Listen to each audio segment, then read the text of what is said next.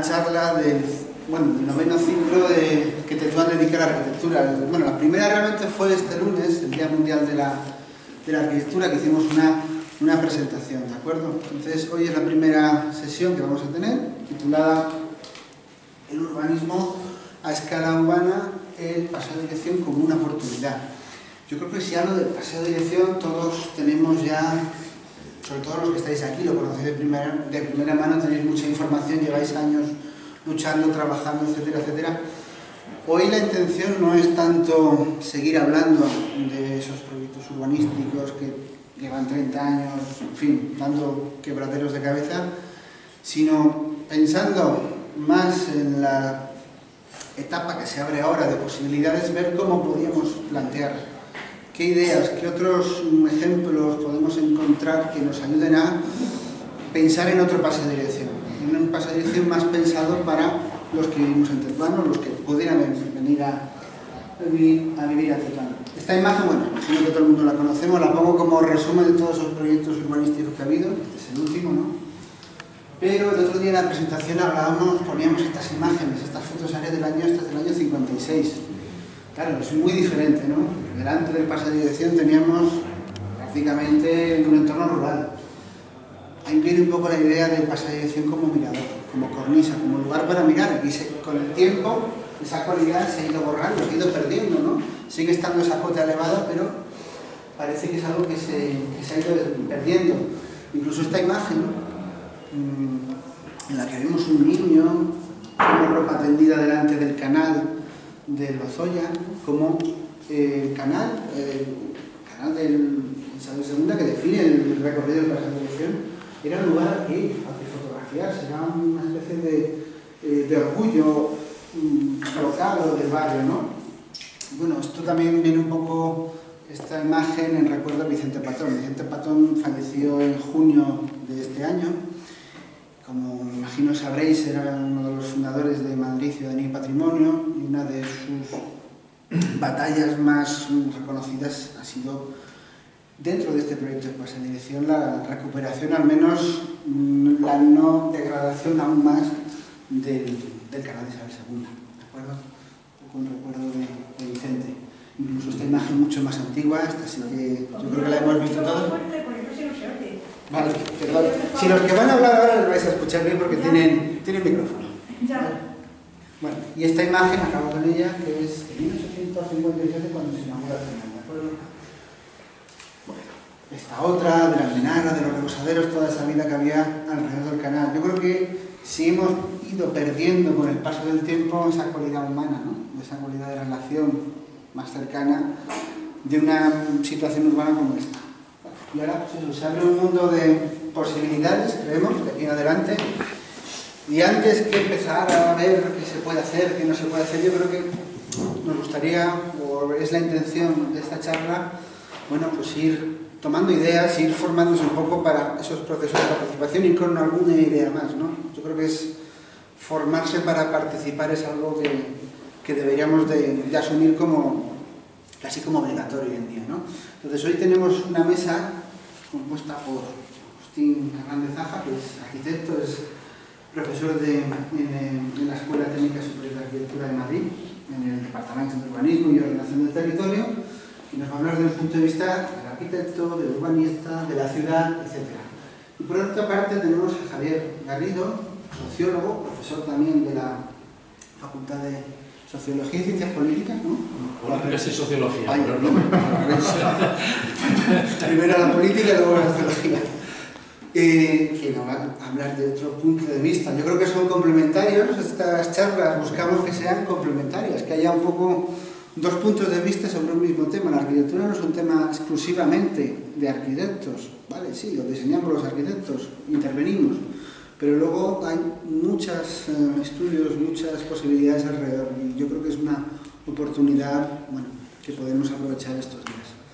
O sea que ya, si queréis, tomamos este chisme. Muchas gracias. Va a empezar, si no me equivoco, Javier, ¿no? Sí. Vamos a sí, por si... Aquí, no. Esta, ¿no? No, arriba.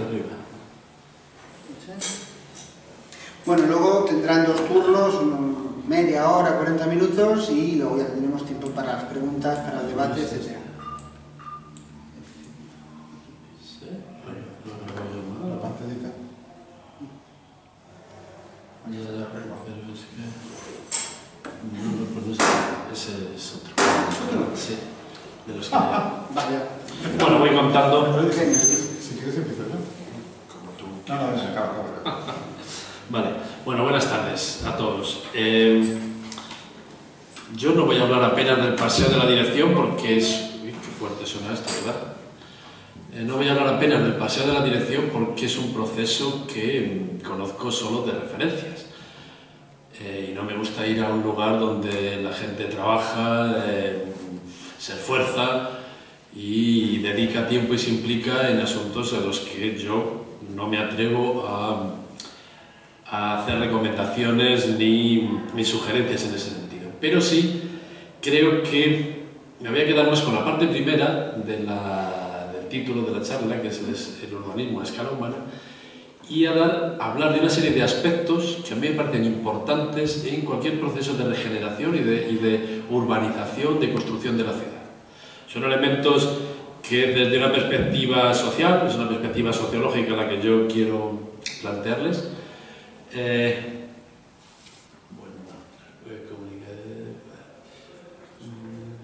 Sí, participación. Entonces, ¿dónde es esa? Sí. Si lo pones en presentación, por favor, disculpe. Presentación de partidas.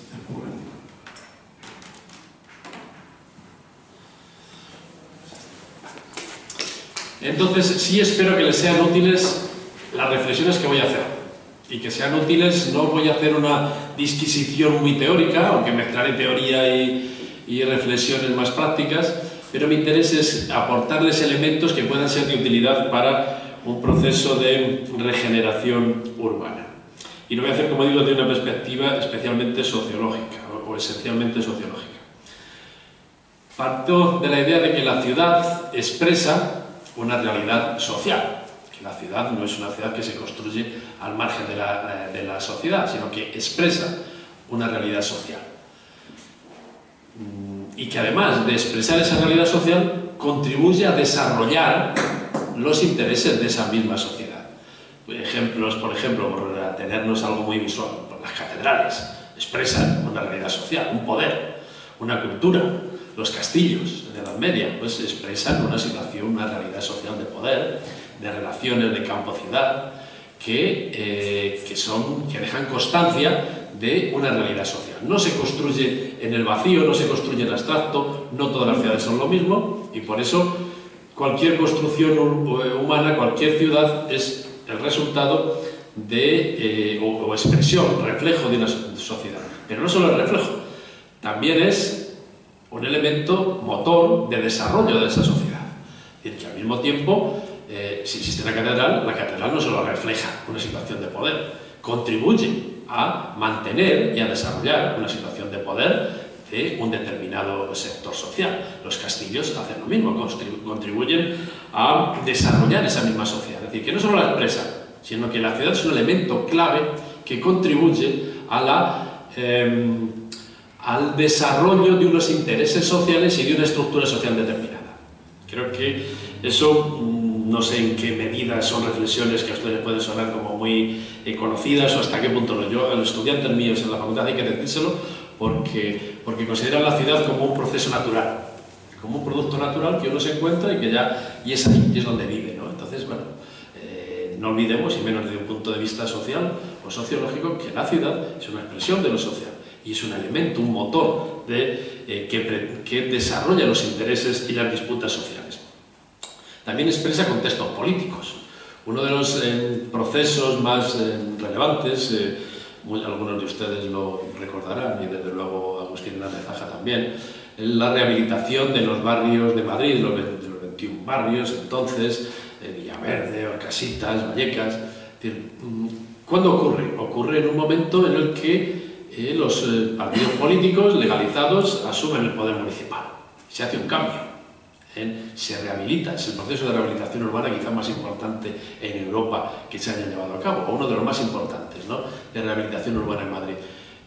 ¿Por qué ocurre? Porque hay un cambio político, hay una coyuntura política específica, diferente, que hace factible o que facilita esa situación. Además hay asociaciones de vecinos.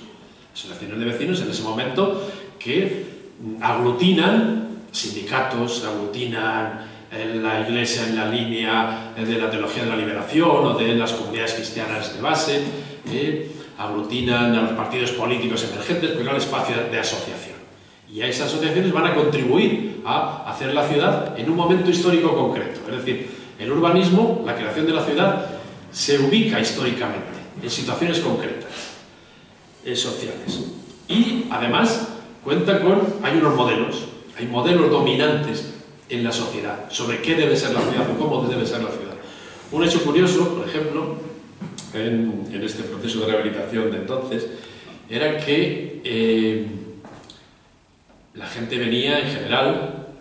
Yo vivía ya en Madrid, yo vengo emigrante del mundo rural, ¿no?, pero vivía ya en Madrid en los años finales de los 70, principios de los 80, y fue curioso cómo la gente, yo vivía en el Pozo Terremundo en esa época, cómo en la transformación que se hizo de la ciudad, los barrios tenían dos características importantes que yo quiero resaltar. Una de ellas era un espacio para lo colectivo, para las asociaciones, para poder reunirse, porque había estado prohibido, porque aquello se había hecho de una manera, bueno, pues las asociaciones eran el único espacio, pero no había un número que se podía reunir de personas, en fin, se había hecho de manera más o menos alegal o ilegal, o ahí en el margen de la legalidad, ¿no? Cuando se hacen nuevos barrios, lo primero que las asociaciones de vecinos que se implican en esta transformación de los barrios es pedir un espacio colectivo donde lo social tenga cuerpo, ¿no? Y se va a ser un espacio, además de referencia dentro del barrio.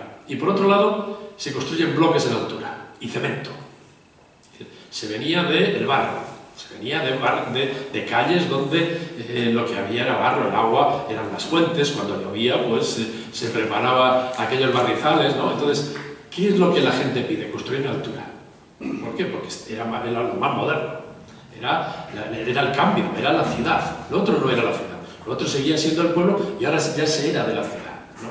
Entonces, esto es un ejemplo, digo, de cómo hay modelos dominantes en la sociedad de qué es lo que debe de ser la ciudad, de cómo hay que generar o regenerar la ciudad. Y hay intereses políticos, intereses dominantes. Otro ejemplo sería el caso del ensanche de Chamberí, Serrano, todo esto, ¿no? Cómo la ciudad se concibe para que haya orden y los movimientos iniciales de carácter obrero, de movilización social, pues hay que controlarlos, hay que hacer calles grandes, donde pueda entrar la policía, donde se pueda controlar el movimiento, ¿no? Entonces hay que hacer ese tipo de calles. Además, las viviendas son de otro tipo. El principal, que dicen en Cataluña, es el piso primero, y donde está la burguesía, donde están las clases altas que construyen ese espacio para la burguesía. Y luego está el servicio, que está en la última planta, entra por otro lado. Es decir, toda construcción social es también el reflejo de unas concepciones sociales de cómo debe de ser la ciudad, cómo hay que vivir en la ciudad y de cuáles son las relaciones de poder que se dan en la ciudad. Entonces, aquí quizá el tema de la regeneración del paseo de la dirección tenga como un elemento central la disputa por la apropiación del espacio, por los usos de ese espacio en función de intereses contrapuestos. Yo ese debate no le conozco y no voy a entrar en él. Me voy a centrar más en otros aspectos que entiendo que son claves para la construcción de la ciudad y que deberían de tomarse en cuenta en cualquier proceso urbano de creación de ciudad, cualquiera que sea. Es decir, creo que entran en juego muchos elementos que generalmente pasan desapercibidos por esa disputa clave en la apropiación o el uso del suelo. Viene a ser un poco como cuando surgieron los nuevos movimientos sociales, el movimiento ecologista, el movimiento feminista, los nuevos movimientos sociales, el movimiento obrero se sintió, era algo que venía a completar esa disputa, ¿no? Había una disputa central, que era en la disputa entre el capital y el trabajo. Esa disputa sigue existiendo, pero hay otras disputas importantes. El papel de la mujer, el movimiento feminista. Hay otras disputas importantes. Es la disputa de la naturaleza frente, o el uso de los recursos naturales frente a los problemas de cambio climático y de falta de recursos. Hay otras disputas. Yo entiendo que en cualquier proceso de creación de la ciudad hay disputas importantes que se deben de tomar en cuenta. Por ejemplo, la concepción del espacio público. Ya no es solo una cuestión. ¿Cómo se concibe el espacio público? Ya no es que haya una concepción de quién manda respecto a quién no manda, de cómo debe ser el espacio público, sino que el espacio público se puede concebir de muy distintas maneras. ¿Qué espacio público es el que queremos? ¿El de un ágora donde la gente pueda participar? ¿El de un espacio solo para contemplar? ¿El de un espacio del automóvil? ¿De un espacio de las calles donde no se puede? ¿Qué espacio público es el que definimos? No está de entrada determinado cómo ha de ser el espacio público. Hay distintos modelos. Y no digo que esos modelos no solo responden a la lógica del poder o a la lógica de los técnicos, sino que hay distintas concepciones del espacio público. Y es el asunto clave a meter en cualquier proceso de regeneración urbana. Hay un asunto clave, otro aspecto clave, que es cuál es el papel de la naturaleza. ¿Y qué hacemos con la naturaleza? ¿Hacemos jardines donde podamos simplemente sentarnos? ¿Hacemos jardines para que los jóvenes disfruten de algunas de sus relaciones? ¿Hacemos jardines para que puedan estar los mayores? En lugar de jardines hacemos un huerto urbano, donde hacemos espacios muy ortogonales, muy formalizados, sin que haya posibilidad de intervención dentro del espacio. ¿Cómo introducimos la naturaleza dentro de la ciudad? No hay un modelo, no hay un único modelo. Y ese es un asunto clave en la ciudad. Y cuando hablamos de procesos de regeneración hay que tomar en cuenta qué hacemos, cómo se integra, la integramos. Como decía antes en el caso de los barrios de rehabilitación a principios de los 80, la naturaleza quedó bastante al margen, o al menos en lugares especiales. ¿Qué hacemos? Creamos parques al lado de la casa de campo, la dehesa de la villa, hacemos grandes campos de esparcimiento, parques naturales, artificiales o en buena parte artificiales, o creamos espacios verdes donde la naturaleza forme parte de la dinámica natural de la ciudad. Pues es un debate, una disputa que hay que tomar en cuenta en cualquier proceso de regeneración y que no entra en la disputa de apropiación del espacio. Tiene su parte de apropiación del espacio, pero hay un elemento a trabajar. ¿Qué hacemos con la concepción de la sostenibilidad? Es decir, ¿qué material utilizamos? Yo recuerdo, por ejemplo, haciendo la investigación hace muchos años, en Venezuela, un arquitecto estaba trabajando en espacios, en barrios pobres, haciendo casas con material reciclado de desperdicios, de residuos. Estaba construyendo casas y le habían dado un premio a Naciones Unidas, le dieron un premio allá por el año 90, 90 y algo, porque estaba utilizando un material. ¿Qué materiales utilizamos? ¿Cómo concebimos la sostenibilidad en un proceso de construcción de la ciudad? ¿Tiene que ser ladrillos? ¿Por qué tiene que ser ladrillos? ¿Por qué tiene que ser un material determinado para construir la ciudad? ¿Por qué no puede haber lógicas locales o la utilización de un material reciclado o reciclable? Y eso es otro debate importante que hay que mantener a la hora de crear la ciudad. ¿Cuál es el papel? ¿Qué sentido tiene o qué papel desempeñan en la ciudad las mujeres, los niños, los jóvenes, los mayores? Eso tampoco viene definido, no está determinado. ¿Qué papel le otorgamos a la mujer? ¿Solo de madre para que salgan a pasear a los niños? ¿Cuál es la lógica? ¿Cómo entendemos que la ciudad debe de facilitar a los distintos colectivos su vida en la ciudad? ¿Y cómo debe de integrarse, de interrelacionarse la vida de los distintos colectivos sociales dentro de la ciudad? ¿Cómo facilitamos que estos colectivos, que los jóvenes y los niños, que la relación intergeneracional exista en el espacio público o en el espacio que construimos? Este es un elemento importante. Y no viene predeterminado, todos tenemos concepciones de cuál puede ser el papel que ha de tener, o qué espacio debe de disponer la mujer, o deben de disponer los mayores, o los jóvenes, o los emigrantes, o los nativos. Hay diferencias respecto a cuál puede ser hay una disputa en torno a eso. Hay una disputa en torno al uso de las tecnologías. Como anécdota, les diré, por ejemplo, cuando yo estuve trabajando en la Agenda 21 de Madrid, alguno de ustedes quizá me viera por aquí en alguna de las reuniones, espero que a algunos me suene la cara justamente por alguna de esas reuniones. Yo era contratado, no venía por el ayuntamiento y tratamos de hacer lo que pudimos, ¿no? Recuerdo que un señor en el distrito de Moncloa, de Fuencarral el Pardo, decía, el señor mayor, le gustaba, criaba palomas mensajeras y asistía a las reuniones con cierta regularidad, ¿no? A las reuniones de trabajo de planificación de la sostenibilidad. Y en una de las reuniones planteó una cosa que me llama mucho la atención. Yo tengo palomas mensajeras. Desde que han instalado que hay 3 antenas para la telefonía móvil, cerca de aquí salen y no vuelven. Se despistan, no llegan. Y algunas que llegan luego están aquí, y ya no me sirven como palomas mensajeras. Pero nos planteaba a nosotros, algunos eran más jóvenes que yo, decía, pero si yo digo a vosotros, yo sé que hay estudios que dicen que no pasa nada con las ondas, con este tipo de ondas, ¿no? Que no afectan a la salud. Otros dicen que sí, pero todavía no se ha conseguido tener una demostración, digamos, que a las autoridades les convenza, ¿no? Entonces, en ese sentido dice, pero ya no es el problema de las autoridades. Si yo les digo a ustedes que quitamos estas antenas de telefonía, ¿qué hacen con sus aparatos móviles? ¿Están dispuestos a prescindir de los móviles? ¿Vivirían en la ciudad en estos momentos sin teléfonos, sin móviles? Entonces, ¿qué hacemos con las tecnologías? ¿Cómo metemos la tecnología en la ciudad? ¿Cómo han de funcionar los coches, que es otra tecnología, la tecnología de la movilidad principal? ¿Qué hacemos con esas tecnologías? ¿Cómo las incluimos en la ciudad? ¿Cómo pensamos que pueden entrar las tecnologías?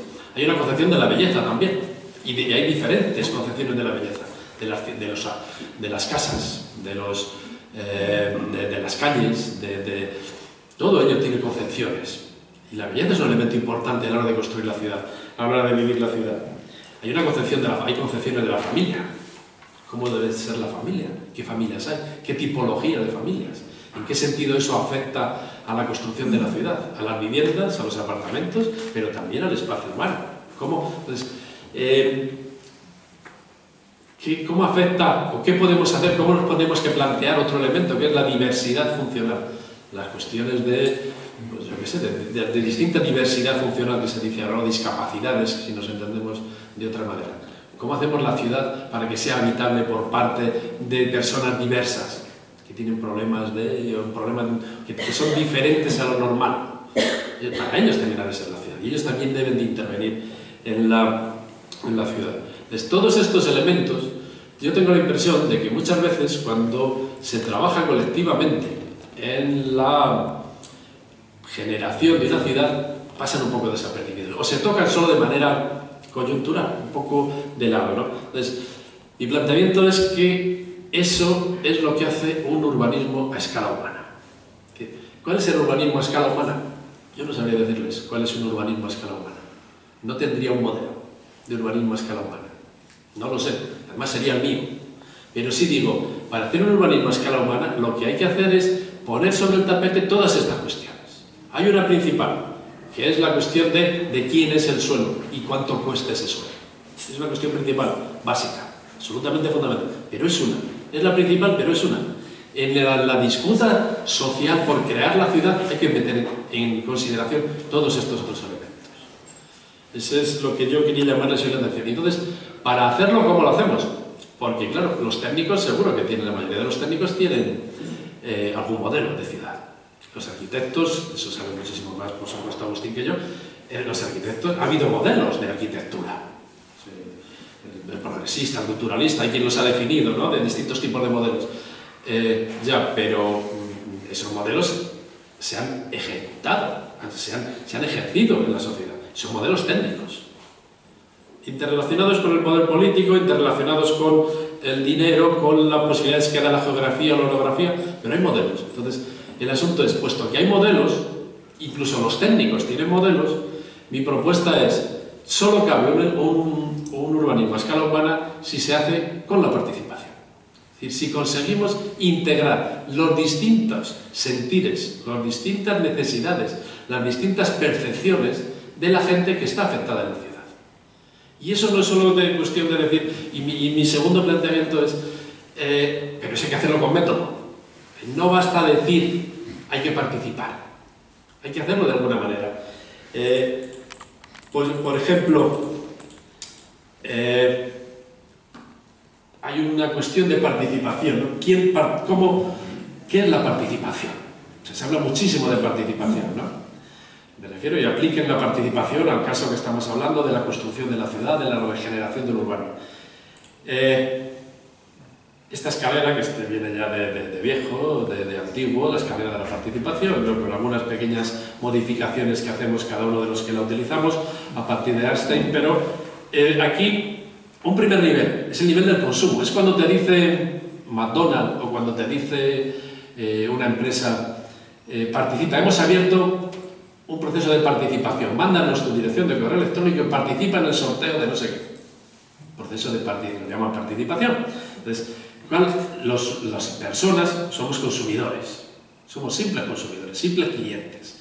Y esa participación es una participación de puro gestionismo. Es el nivel más bajo de lo que yo entiendo por participación. Hay un nivel un poco más alto que es el de la que denominamos participación a través de una gestión ilustrada. Se informa, por ejemplo, se dice que va a haber unas fiestas, que se participen en las fiestas. Entonces se informa de cuáles son las características de esas fiestas, de qué se puede disponer, qué se tiene, o de que se va a hacer un parque y entonces se dice, se puede utilizar ustedes pueden utilizar estas partes o estas otras, se informa. Y entonces la participación es intervenir, ser usuario de aquellas actuaciones que otros deciden que son las de participación, ¿no? Y eso es un consumo, seguimos siendo consumidores y a veces se llama participación a esto. Pero simplemente somos consumidores consumidores informados y la participación es a través de una gestión ilustrada.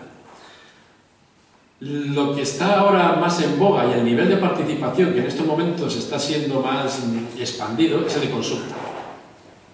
Pero sigue siendo una consulta en base a alguien que define qué se consulta, qué preguntas se hacen, cómo se hacen las preguntas. ¿Sabes? ¿Cuál es mi papel? El papel de responder sí, no, mucho, poco, más o menos. Al final es un tipo de encuesta, en la mayoría de los casos. Entonces, ¿qué es? Es una gestión directiva. Yo decido qué es aquello sobre lo que hay que votar. Y usted participa, es verdad que va a tener un nivel de participación, porque va a opinar sobre aquello que yo le propongo que opine. Entonces, es cierto nivel de participación, pero en todo caso hay que saber que se está participando sobre decisiones previamente tomadas o diagnósticos previamente realizados. Hay otro nivel que ya es el de la deliberación y el consenso. Es decir, ya no solo se opina sobre lo que otros me planteen que opinen, sino que decidimos y debatimos qué es aquello que es lo que se quiere hacer. ¿Cuál es el diagnóstico? ¿Cuáles son los problemas que tenemos? Y sobre esa base de que definimos los problemas y que además de definir los problemas planteamos opciones, planteamos soluciones, ya estamos debatiendo y hay que llegar a acuerdos. Y eso ya es una gestión más compartida, ¿no? Y en el nivel que podríamos decir de una mayor participación es cuando ya la acción además es concertada. Yo tengo la opinión, desde luego es personal, pero tengo el absoluto convencimiento de que vivimos en una sociedad en la que nos movemos por delegación. Delegamos sobre el poder político, delegamos sobre quien sea, o sea, votamos, entonces delegamos. Y a partir de ahí exigimos que hagan. Es esa ruta de ida y vuelta en la que yo, con mi voto, delego lo que yo podría hacer, algunas de las cosas que yo podría hacer las delego en otros, y esos otros tienen que hacerlo, yo les voy a exigir que hagan aquello que yo quiero que hagan. Pero no lo hago, no participo en la ejecución. Entonces, hay un nivel de participación en la que, sin evitar las responsabilidades que ha de tener cada cual en su espacio, es decir, el ayuntamiento debe tener unas responsabilidades de actuación, porque las tiene. La comunidad tiene unas responsabilidades de actuación.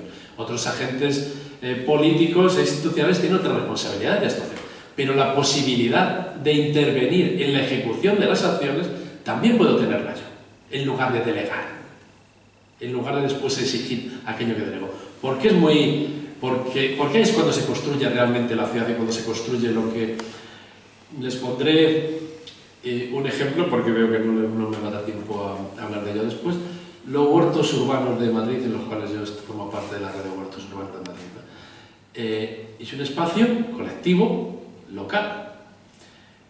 El otro día en una sesión que había en el Ecocentro, este sitio que conocerán seguramente ahí al lado de Río Rosas, pues vinieron a hablar unas personas y la gente que estaba entre el público, hablaba alguien de la red de huertos, ciertos exponentes, ¿no?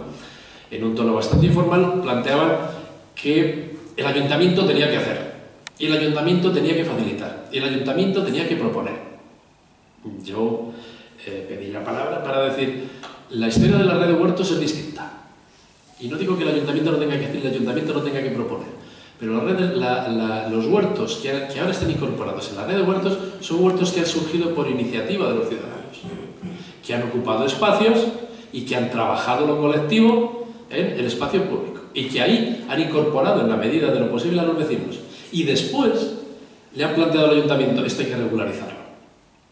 Y les pedimos que esa regularización incluya, porque como hemos trabajado ya en ello, les pedimos que sea ecología, agroecología, que ni un químico, ni un producto que no sea ecológico. Les pedimos que les decimos que lo que hagan tiene que ser abierto a toda la ciudadanía. Les pedimos que no hagan ustedes nada, que nosotros lo podemos hacer, abriéndolo a la ciudad, que nosotros queremos desarrollar los huertos. Ahora, hagan una normativa que regule esto. No vengan haciendo ustedes una normativa ni cediéndonos espacio para ellos, porque nosotros somos capaces, como sociedad, somos capaces de generar este espacio colectivo de participación y exigimos desde ahí qué se puede hacer. Somos partícipes de lo colectivo. Entonces, ese nivel de corresponsabilidad, de lo que esto sería un ejemplo, y digo, no le quito en absoluto, no se vaya a entender con esto, que es fácil entenderlo, porque creo que tenemos ese dominio de esa cultura de la delegación, que para mí lastramos y que condiciona buena parte de lo que no hacemos,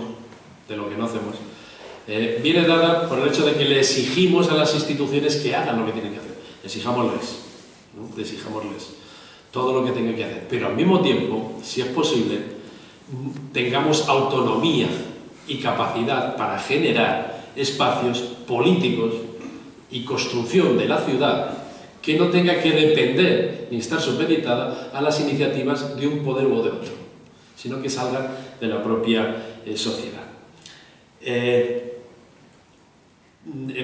Para terminar con esa pequeña diapositiva, en la primera los ciudadanos somos objeto, la primera parte, consumimos, somos simples consumidores, somos objeto de la participación.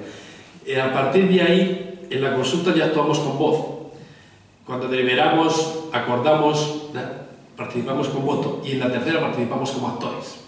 Todo tiene algo de acción, pero en la última somos actores más plenos, o actores plenos. Cuando podemos también nosotros elaborar, decidir, hacer. Cuando también colaboramos en el hacer. Insisto que sin quitarle responsabilidades a todos aquellos que tengan que ejecutarlas. ¿Vale? Voy a terminar con esta... Perdón. Y después, la participación sí, pero ¿quién participa? Y hay que hacerlo tomando en cuenta distintos actores. No vale el decir, es que esta es la asociación que representa a. Es que a lo mejor esa asociación que representa a, que tiene que estar, obligatoriamente tiene que estar, tiene que contar también con otros colectivos, con los niños. Porque los niños también quieren ciudad, también viven la ciudad y también hay que escuchar qué es lo que los niños quieren de esa ciudad. También hay que contar con los emigrantes, porque los emigrantes también quieren ciudad y viven situaciones específicas y hay que saber qué se quiere, qué quieren de la ciudad. Hay que contar con asociaciones informales, porque también son un entramado social importante, de jóvenes deportistas, de jóvenes músicos, de asociaciones de mujeres que se juntan para no sé qué, pero que también viven la ciudad y que también pueden aportar algo sobre su conocimiento de la ciudad. Por supuesto con técnicos y expertos, con técnicos del ayuntamiento, con técnicos de la administración pública y también con técnicos que hoy asumen su papel en lo social y participan en asociaciones, participamos en actividades con la sociedad. Con las organizaciones económicas, porque generalmente hay que trabajar con ellas, y hay que saber, hay que tratar de ver con quién se puede trabajar de esas organizaciones, pero es un elemento clave y hay que trabajar con ellas, ¿no? Entonces, esa idea de que hay que saber, hay que tratar de descubrir qué ciudad quieren los niños, qué ciudad quieren las mujeres, qué ciudad quieren los emigrantes, cómo se articulan los distintos deseos, cómo se articulan, eso tiene que ser con un método. Hay que hacerlo, no basta simplemente con decir queremos que sea así. Entonces, cierro aquí, hay distintas posibilidades, pero mi opinión es, cuando se trabaja socialmente hay una dependencia muy grande de la asamblea como espacio para el debate. Digo que es un lugar clave, nos organizamos en la asamblea porque no nos juntamos para decidir, pero incluso en la asamblea hay que elaborar instrumentos de participación que faciliten el que no haya un liderazgo impositivo, por ejemplo, que faciliten el que no se rompa una asamblea porque haya alguien que la destroza y la quiere destrozar, sino que haya métodos de trabajo en grupos, con distintas técnicas, que son muchas las técnicas. Ahora mismo, los nuevos movimientos sociales, desde el 15, digamos que la explosión para mí más importante o más visible de ese cambio se manifestó en el 15M cuando la gente que estaba ahí comenzó a desarrollar técnicas de participación dentro de la asamblea. Sabían que no era suficiente con una asamblea. Entonces comenzaron a desarrollar distintas iniciativas. Y hoy todos los movimientos sociales, todos los grupos, cuanto más jóvenes más, desarrollan distintas posibilidades de trabajo participativo sin necesidad de recurrir a una asamblea con el formato tradicional. Con grupos nominales, en fin, con distintas formas de participación que las hay y que hay que ir aprendiéndolas, hay que ir manejándolas, porque eso nos facilita el trabajo social de cara a la construcción de la ciudad que queremos. Bueno, yo creo que lo puedo dejar ahí. Trataba básicamente de señalarles que en espacios como este hay aspectos a contemplar y que esos aspectos a contemplar para trabajar a la escala humana hay que hacerlo con método, hay que hacerlo con visión de conjunto, hay que dar la voz a todo el mundo. Y eso para cualquier proceso que se haga, de carácter de construcción de la ciudad. Como no me he centrado en la disputa básica, que ha sido el caso del paseo de la dirección, pero creo que todos estos elementos pueden ser útiles de aquí en adelante en las cosas que se pueden hacer. Y si no es el caso del paseo de la dirección, en el activismo que todos los que estamos aquí de alguna manera, casi seguro que casi todos los que estamos aquí de alguna manera u otra, formamos parte de acciones y estamos interesados en una ciudad mejor. Bueno, decía Naredo, amigo común, especialmente más conocido de Agustín que mío, Naredo decía que la ciudad es uno de esos pocos organismos en que los ciudadanos no saben cómo funciona, no saben lo que es. Tenemos que aprender cómo funciona la ciudad, cuáles son los elementos importantes en la ciudad para tratar de trabajarla. Y yo he pretendido ofrecerles algunos elementos que, desde mi punto de vista, son importantes para ese trabajo.